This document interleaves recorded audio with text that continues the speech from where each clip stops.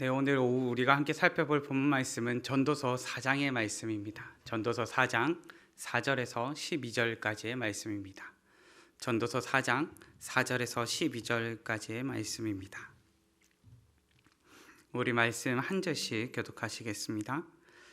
내가 또 본즉 사람이 모든 수고와 모든 재주로 말미암아 이웃에게 시기를 받으니 이것도 헛되어 바람을 잡는 것이로다.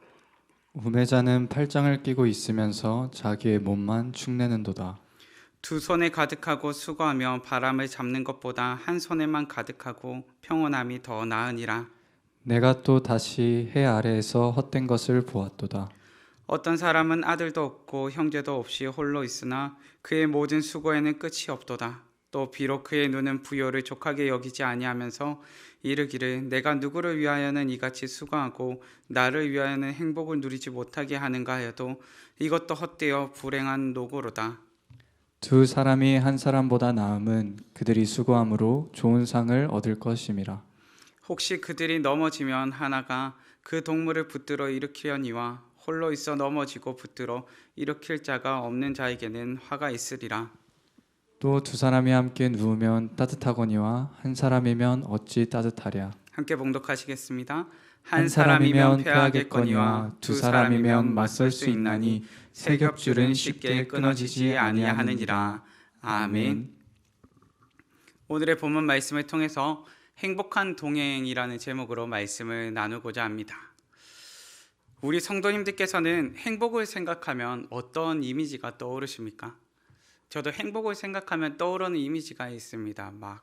그 가파도키아에서 이렇게 열풍선 같은 거 떠가는 모양이라고 하죠. 풍선이 가득한 그런 모양이 떠오르기도 하고요. 행복이라고 생각하면은 우리가 다양한 모습들, 다양한 이미지들을 상상하면서 떠올리게 될 것입니다. 그런데 이처럼 우리가 행복을 생각하면 떠오르는 생각, 떠오르는 이미지가 다른 이유는 무엇입니까? 각자가 생각하는 행복이 다르기 때문에 그렇습니다. 그런데 이 하나 가운데 우리가 각자가 생각하는 삶의 모습도 다르고 각자가 생각하는 행복의 모양도 다르겠지만 우리의 공통점은 하나 있습니다. 무엇인가 하니까 우리는 행복한 삶을 살기를 원한다는 것입니다. 우리는 누구나가 행복한 삶을 살기를 원합니다. 혹시 여기서 불행한 삶을 살기 원하시는 분 계십니까? 날마다 인상 쓰면 좋겠고 날마다 아침에 일어나자마자 불평이 쏟아져 나오면 좋겠고 밤에 잘 때는 오늘 짜증을 한 번도 못 냈는데 아쉬워하면 좋겠고 그랬으면 좋겠습니까? 감사합니다. 네, 우리는 행복한 삶을 살기를 원하죠. 아침에 웃으면서 시작하기를 원하고 밤에 잘 때에도 웃으면서 하루를 마무리하기를 좋아합니다. 저도 아침에 일어났을 때 막내의 눈치를 참 많이 봅니다. 왜냐하면 저의 아침의 기분은 막내의 기분에 따라서 크게 좌지우지가 됩니다. 막내가 아침에 일어나서 아빠 하면서 환하게 웃으며 오늘 하루는 즐겁게 시작할 수 있겠구나 라는 느낌이 들고요. 아침에 막내가 일어나면서 짜증나면서 아빠 왜 아침이 와요? 왜 날이 밝았지? 이러고 있으면 저도 오늘은 또 아침이 힘들겠구나 라는 생각을 해봅니다. 그런데 우리는 사실은 누구나가 웃으면서 행복한 삶을 살기를 원합니다. 그렇다면 한번 생각해 보겠습니다. 행복한 삶이란 무엇입니까? 오늘의 말씀 가운데서 8절 말씀에 행복이라는 단어가 나옵니다. 이 행복이라는 단어를 원어로 살펴보면 토브라는 단어입니다. 이 단어가 어디에 나왔는가 하니까 하나님이 보시기에 심히 좋았더라 라는 것에서 좋았더라 라고 쓰인 것이 바로 이 토브입니다. 그래서 이 토브라는 단어를 선한 것, 좋은 것에 쓰인 것이 바로 이 토브라는 단어입니다. 그런데 이 토브는 또 다르게 쓰이기도 합니다. 어떤 것에 쓰이는 거 하니까 선한 열매, 선한 것이라고 말을 할 때 이 선하다라는 의미로서 이 토브라는 단어를 사용합니다. 말씀을 통해 보게 되는 행복이란 다르게 표현해 보자면 선한 것, 좋은 것이라고 말을 할 수 있습니다. 그런데 이 선하고 좋은 것에는 기준이 있습니다. 그 기준이 무엇입니까? 바로 하나님입니다. 하나님과의 관계에서 선하고 좋은 것, 바로 이것을 우리는 행복이더라라고 말을 하는 것입니다. 하나님과의 관계에서 행복을 말하고 있습니다. 그렇게 행복을 말할 때 하나님과의 관계에서 끊어지고 행복을 말할 수가 없습니다. 하나님과의 연속되는 관계 가운데서 우리는 행복을 말할 수 있습니다. 그렇게 행복한 삶이란 하나님께서 선하다, 좋았다, 이쁘다 라고 여겨주시는 삶입니다. 하나님께서 보시기에 심히 좋은 삶이 우리에게 있어서는 바로 행복한 삶이라는 것입니다. 모세는 하나님과의 선한 관계를 위해서 하나님께 말씀을 듣습니다. 명령과 규례들을 받고 그것을 전하여 주면서 이렇게 말을 합니다. 내 행복을 위하여 라고 말을 합니다. 무슨 말입니까? 하나님과 관계하는 이 방법, 하나님께서 기뻐하시는 이 관계를 주시면서 무엇이라 말합니까? 내 행복을 위하여, 내 복을 위하여, 내 기쁨을 위하여, 너의 선함을 위하여라 말씀하셨다는 것입니다. 믿음의 성도님들, 하나님께서는 우리가 행복한 삶을 살기 원하십니다. 그런데 이 행복이라는 것은 멀찍이 있는 것이 아닙니다. 멀리 있어서 내가 행복한 삶을 살기 위해서 더 오랜 시간을 참고 버텨야지 하는 것이 아닙니다.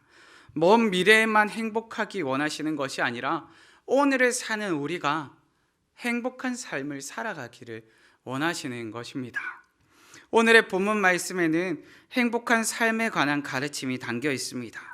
우리는 본문 말씀을 살펴보시면서 행복한 삶이란 어떠한 삶인지에 대해서 한번 살펴보고 행복한 삶에 대해서 본문이 우리에게 가르쳐주는 교훈에 대해서 한번 살펴보고자 합니다. 행복한 삶이란 어떠한 삶입니까? 첫째는 행복한 삶은 끊임없는 경쟁이 아닙니다. 본문의 4절 말씀입니다.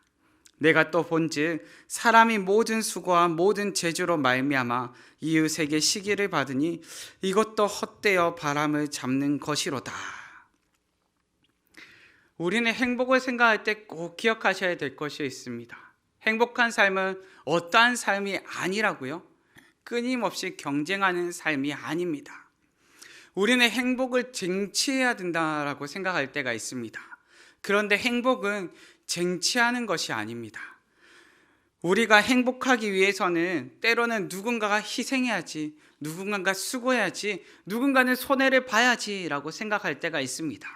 그런데 행복한 삶, 행복이라는 것은 절대값이 정해져 있어서 이것을 서로 물어 뜯어야지만 내가 행복하고 내가 좀 더 가져야지만 나는 행복하고 다른 사람이 불행해야지만 내가 행복을 쟁취해서 가질 수 있는 것이 아니라는 것입니다. 행복한 삶이라는 것은 어느 정도 정해져 있고 이 영역 안에서만 행복을 나누어 가지는 것이 아닙니다. 우리에게 행복을 허락하시는 하나님은 크신 분이고 풍성하신 분이고 놀라우신 분입니다. 우리가 모두가 행복할지라도 그 행복을 하염없이 나누어 주실 수 있는 그런 놀라우신 분이십니다. 우리 하나님께서는요, 조그마한 행복을 던져놓고 너희가 이것을 서로 떼어 먹어라고 말씀하시지 않으십니다. 우리가 모두에게 말씀하시죠. 너희가 행복한 삶을 살았으면 좋겠다라고 하나님께서는 말씀하십니다. 하나님께서는 오늘을 사는 가운데 우리의 모습을 보십니다. 우리의 모습이 어떻습니까? 치열합니다. 우리의 모습이 어떻습니까? 끊임없는 경쟁 가운데 있습니다. 더 행복하기 위한 경쟁, 그것이 우리의 일상 가운데 있고 더 행복한 경쟁 가운데로 우리는 끊임없이 내몰리고 있습니다. 오늘 우리가 살고 있는 현 시대를 다른 말로 일컬어서 멈추지 않는 경쟁 사회라고 말합니다. 무슨 말인가 하니까 경쟁이라는 것을 빼놓고는 오늘날의 사회를 설명할 수도 없고 오늘날의 사회를 가장 잘 대변하는 것이 바로 경쟁이라는 것입니다. 그런데 이 경쟁이 어떻다고요? 멈추지 않는다고요. 끊임없다고요. 무한 경쟁 사회, 바로 그것이 오늘날의 세대라고요.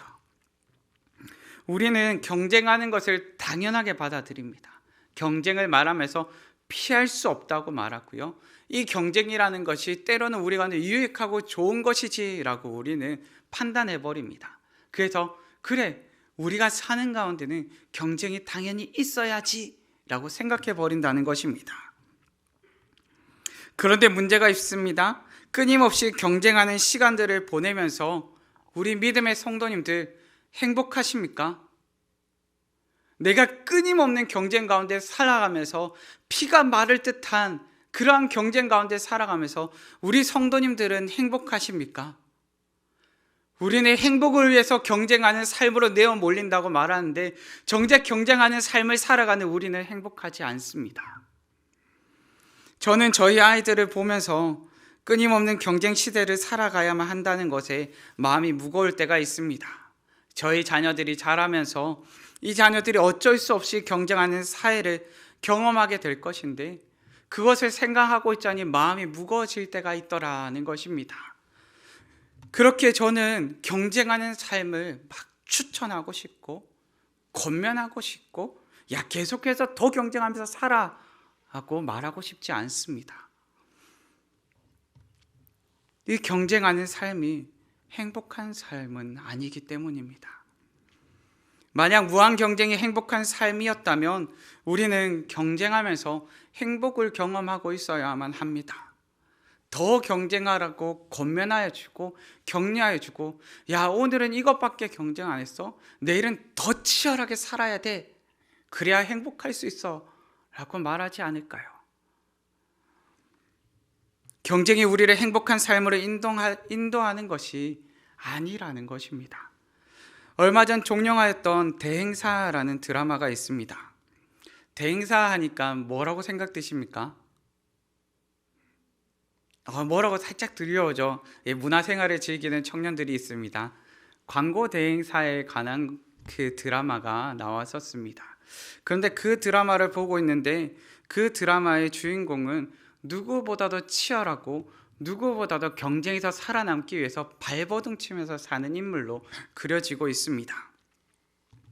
이 인물이 중요한 PT를 앞두고 있습니다. 그런데 중요한 PT를 앞두고 눌려오는 짓눌리는 억압감과 그리고 부담감 때문에 자신이 평소 먹던 정신과 약을 찾아서 먹으려고 합니다. 그런데 문제가 있죠. 자신이 평소 먹던 정신과 약이 뚝 떨어진 겁니다. 그래서 이 정신과 약을 받기 위해서 10년 지기 친구이자 상담사로 일하고 있는 자신의 친구를 찾아갑니다. 그 친구에게 찾아가서 약을 달라고 이야기를 합니다. 그런데 이 10년 지기 친구는 어떨까요? 이 10년 지기 친구가 상담을 받으러 온 이 친구를 바라보고 있으니까 마음이 아픕니다. 상담도 해주기 싫고요. 약도 주기 싫습니다. 왜 그럴까요? 이 친구가 끊임없이 경쟁하면서 살면서 메말라가고 건강이 무너져가고 피폐해져가는 것을 옆에서 지켜보고 있으니까 이 약을 줄 수 없더라는 것입니다. 그러자 주인공이 말합니다. 일주일 후에 있는 PT, 내 인생에서 가장 중요한 PT야. 회사에서 살아남느냐 밀려나느냐가 걸린 그때까지만. 그 이후에는 내 말을 들을게. 주인공은 그 누구보다 치열한 경쟁 가운데 살고 있습니다. 그렇기에 그는 나는 이 경쟁 가운데서 살아남아야 하니까 이 경쟁을 이겨내고 다음 경쟁을 준비해야 되니까 좀 도와줘 라고 요청하는 이 요청, 쉼도 없고 평안도 없고 여유도 없는 이 요청 가운데 그저 친구를 향해서 제발 이 경쟁 가운데서 내가 살아남기 위해서 이 약이 필요해 라고 말하는 친구, 그 친구에게 그저 약을 지어주는 장면으로서 이 드라마가 흘러가게 됩니다. 내가 속아준다 속아줘 하면서 약을 지어주죠. 그런데 이 약을 지어주는 친구의 마음이 어떻습니까? 제발 그렇게 살지 마. 계속해서 치열한 경쟁 가운데 너를 내보면서 메말라가면서 제발 사람답게 좀 살아. 네가 그랬으면 좋겠어 라는 것이 이 친구의 마음 가운데 들어가 있음을 우리는 살펴보게 됩니다. 본문도 우리에게 말합니다. 무한 경쟁 속에 사는 인생에 대해 말해줍니다. 본문에 이렇게 기록하지요. 헛되어 바람을 잡는 것이로다. 자기의 몸만 축내는 도다. 행복은 경쟁을 통해서 쟁취하는 삶이 아닙니다. 행복은 절대값이 정해져 있어서 서로 뺏고 뺏어야만 하는 문제가 아닙니다. 본문은 끊임없이 수고하며 경쟁하는 것보다 오히려 지나친 경쟁을 내려놓고 평온한 것이 더 좋다라고 이야기를 합니다. 행복한 삶은 끊임없이 경쟁하는 삶이 아니라는 것입니다. 행복한 삶에 대해 본문이 가르쳐주는 교훈 둘째는 행복한 삶은 끝없는 수고가 아니라는 것입니다. 본문의 8절 말씀입니다. 어떤 사람은 아들도 없고 형제도 없이 홀로 있으나 그의 모든 수고에는 끝이 없도다. 또 비록 그의 눈은 부요를 족하게 여기지 아니하면서 이르기를 내가 누구를 위하여는 이같이 수고하고 나를 위하여는 행복을 누리지 못하게 하는가 하여도 이것도 헛되어 불행한 노고로다. 아멘. 행복한 삶은 끊임없이 수고하여 성취하는 삶이 아닙니다. 전도자는 우리에게 그저 수고만 하는 삶에 대해 이것도 헛되어 불행한 노고라고 말해줍니다. 만약 우리의 삶이 수고로 시작해서 수고로 마무리하는 삶이라면 어떻겠습니까? 참 고단한 인생길이지 않겠습니까? 하루를 시작할 때 수고로 시작해서 하루를 마무리하는 중에 수고로 마친다면 얼마나 힘이 들겠습니까? 저도 자녀들을 낳고 난 다음에 습관이 하나 생겼습니다. 아침을 시작할 때 자녀들과 함께 시작하면요, 내가 수고하고 싶지 않고 늦잠을 자려고 해도 수고와 함께 시작하게 되어 있습니다. 왜냐하면 다가와서 얘기합니다. 아빠 배고파. 그러면 아침을 시작하는 소리와 함께 아내가 해주는 아침 소리도 들리고 함께 1명, 2명, 3명을 챙기고 있습니다. 그리고 하루를 마무리할 때 다 씻겨놓고 얘들아 내일을 살기 위해서 이제 자야 되지 않을까? 제발 좀 자야 돼. 내일이 있잖아. 오늘이 끝이 아니야 하면서 재우고 나면 어떨까요? 수고로 시작하고 수고로 마무리하면서 바로 자기가 너무 억울합니다. 그러면 어떨까요? 이제 나의 자유 시간이다 하면서 행복을 찾는 시간을 시작합니다. 많은 부모님들은 공감하시겠지요? 자녀들이 다 눕고 난 다음 찾아오는 평안의 시간이 있습니다. 적막하고 고요한 그 시간이 너무 행복함을 느끼게 합니다. 그런데 만약에 우리가 수고로 시작하고 수고로 하루를 마치고 수고로 시작했던 인생이 수고로 마무리되는 인생이 된다면 우리 성도님들은 어떻겠습니까? 유쾌한 웃음이 아니라 삶의 무게로만 삶이 다가올 것입니다. 얼마 전 저희 둘째가 초등학교에 입학하였습니다. 초등학교 1학년에 입학하여서 수학을 배우게 되었는데 수학 공부를 하는 것이 조금 어려웠던 것 같습니다. 아직 1학년 수학에는 참고로 덧셈만 나옵니다. 한 자릿수. 그리고 이제 막 2자릿수 정도 시작하는 시기가 1학년의 시기입니다. 그런데 아직은 익숙치 않다 보니 어려웠던 것 같습니다. 문제를 보면서 어려워하고 있으니까 3학년인 첫째가 와서 이야기를 합니다. 야, 쉽네. 3학년이 되면 얼마나 어려운지 알아? 라고 이야기를 합니다. 제가 옆에서 그 이야기를 듣고 있는데 피식 웃음이 새어나옵니다. 옆에서 속으로 생각하죠. 3학년이다 1학년이다 이러면서 3학년이 가면 배우는 게 있습니다. 세 자릿수를 배웁니다. 이제 자기는 세 자릿수를 하고 있으니까 한 자리, 2자릿수는 아무것도 아니라고 생각하면서 피식 웃습니다. 그런데 때론 우리의 모습도 그런 것 같습니다. 고등학생 친구들은 중학생인 친구들을 보면서 이야기합니다. 야, 너희가 야자를 알아? 라고 이야기를 합니다. 대학생인 친구들은 고등학생인 친구들을 보면서 이야기하죠. 고3이 끝나면 공부가 끝날 것 같지? 그리고 취업을 준비하거나 취업한 친구들은 대학생 친구들에게 이야기합니다. 졸업하면 그때부터 시작이야. 우리는 계속해서 이야기합니다. 마치 다람쥐 쳇바퀴를 돌듯이 끝없는 수고가 우리에게 있다고 이어진다라고 이야기를 합니다. 전도자는 이렇게 말합니다. 어찌하여 나는 즐기지 못하고 사는가? 도대체 내가 누구 때문에 이 수고를 하는가? 행복한 삶은 누구 때문에 수고하는지도 모르는 채 그저 수고로움으로 삶을 채우는 것이 아닙니다. 제가 좋아하는 고전 영화가 있습니다. 행복을 찾아서라는 고전 영화인데요. 이 영화에 대한 결말을 이렇게 표현합니다. 행복의 철자는 해피니스가 아니라 해피니스야. 제가 이 영어로 똑같은 단어다 보니까 이 중에서 뭐가 맞는 단어일까요? 잠깐 걱정이 갑자기 몰려오는데요. 이 둘 중에서 뭐가 맞는 단어일까요? 철자로는? 네, 그렇게 우리는 순수했다라고 생각하겠습니다. 이 철자를 한번 풀어보면 이렇습니다. 우리는 why, 왜 행복하지 않은가 하고 불행의 원인을 밖에서 찾아야 할 것이 아니라 행복이란 내 안에 있는 것임을 알아야 한다라고 이 영화의 결말을 맺고 있습니다. 우리는 때로 너무 외부에서, 우리는 때로 우리의 수고함을 통하여서 행복을 찾고 있습니다. 그런데 우리는 행복을 누구에게서 찾아야 된다고요? 내 안에서, 하나님과 관계하는 내 안에서, 하나님의 사랑 가운데 살아가는 내 안에서 하나님의 은혜를 누리면 되는 우리 안에서 찾아야 된다라고 이야기를 하는 것입니다.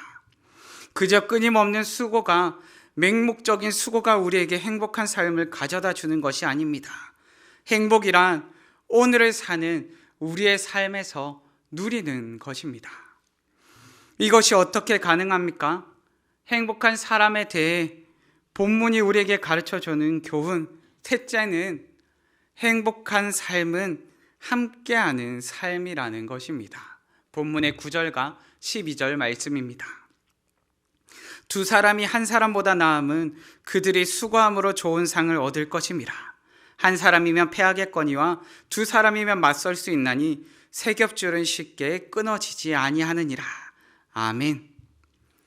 전도자는 끊임없는 경쟁도 헛되고 끝없는 수고도 헛된데 무엇으로 좋은 상을 얻는다고 말합니까? 함께 하는 것이 좋은 상을 얻는다고 말합니다. 함께하는 삶이 어떻기 때문입니까? 함께함으로 더 좋은 결과를 얻고, 함께함으로 나에게 내가 넘어질 때 옆에서 일으켜주는 손이 있고 서로를 따뜻하게 붙들어 주기 때문에 이 땅 가운데서 함께하는 것이 좋은 것, 좋은 선물이라 이야기하는 것입니다. 더욱이 세상살이 가운데 패하지 않고 승리할 수 있는 힘이 바로 이 함께함에서 나옵니다. 믿음의 성도님들, 함께하는 것이 행복이요, 함께하는 것이 기쁨입니다. 우리 성도님들은 함께하는 삶을 살기 원하십니까? 함께하는 삶을 살기를 원하십니까? 탄천을 바라보면서 커플을 부러워하지 마시고요, 오늘을 사는 가운데 함께하는 믿음의 공동체를 기뻐하시기 바라봅니다. 전도자가 말하는 함께하는 삶이 바로 믿음의 공동체입니다. 믿음의 공동체는 그리스도 예수 안에서 하나님이 위에서 부르신 부름의 상을 위하여 함께 달려가는 사람들입니다. 믿음의 공동체는 함께합니다. 그런데 그 가운데는 끊임없는 경쟁도 없고 끝없는 수고도 없습니다. 만약 우리가 섬김의 자리를 위해서 끊임없이 경쟁해야 된다면 어떻겠습니까? 야, 오늘은 내가 대표 기도할 차례야. 넌 지난번에도 했잖아. 야, 이번에는 내가 수련회 섬겨할 차례야. 너 지난번에도 섬겼잖아. 야, 이번에는 내가 목자로 섬겨야지. 넌 맨날 목자만 하려고 하더라. 그렇다면 어떨까요? 사실 순간에 설렘이 조금 찾아오긴 했습니다. 네, 만약 우리가 섬김의 자리를 위해서 경쟁하고 또한 직분의 자리를 위해서 치열하게 싸워야만 하고 더 인정받기 위해서 우리가 더 치열해져야만 한다면, 더 수고해야만 된다면 어떻겠습니까? 그것은 하나님 나라의 공동체, 하나님의 사랑이 가득한 공동체, 행복을 경험하는 공동체가 아니라 세상과 다를 바 없는 공동체가 되어버릴 것입니다.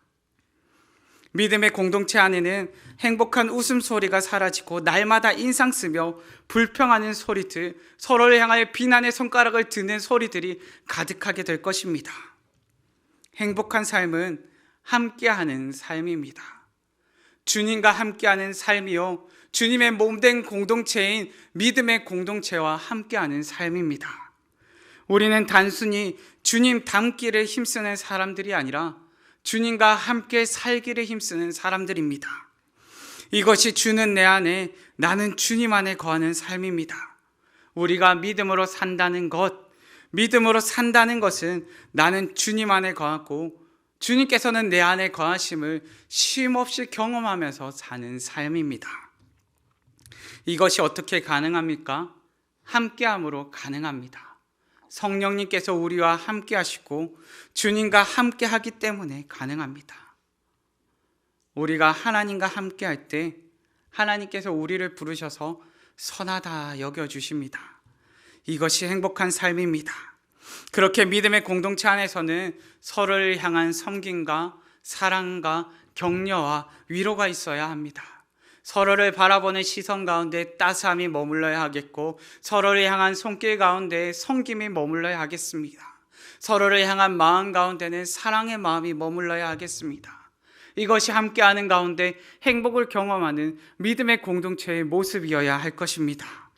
때로는 서로의 연약함을 이끌어주고 서로를 붙들어주는 따뜻함이 있는 것이 바로 믿음의 공동체입니다.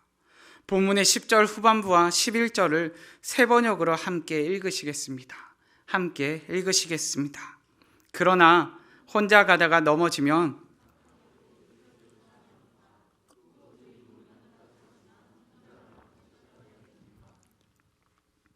전도자는 혼자 사는 인생을 향하여서 딱하다라고 말합니다. 믿음의 공동체는 서로를 붙들어주는 섬김이 있고 서로를 일으켜주는 따뜻함이 있습니다.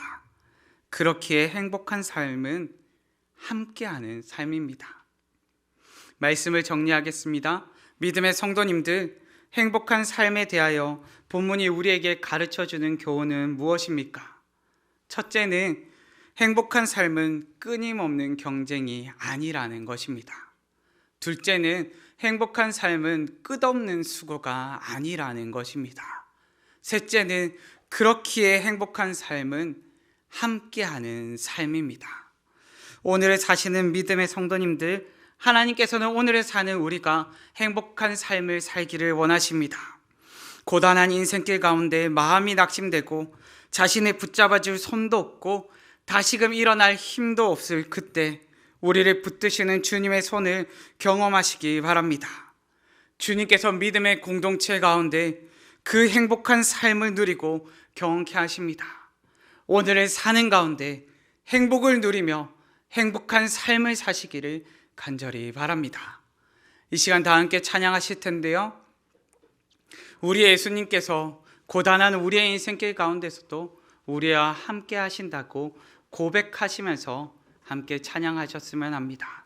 예수 늘 함께 하시네. 다 함께 찬양하시겠습니다.